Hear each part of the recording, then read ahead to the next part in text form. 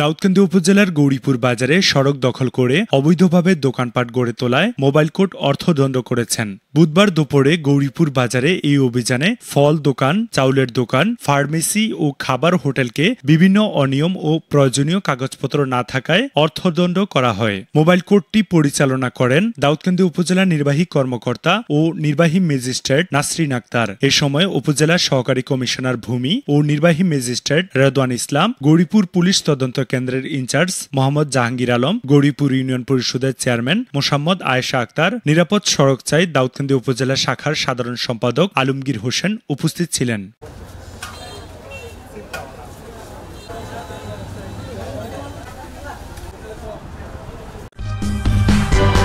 সূচনা community.tv বিনোদনের পাশাপাশি খবর।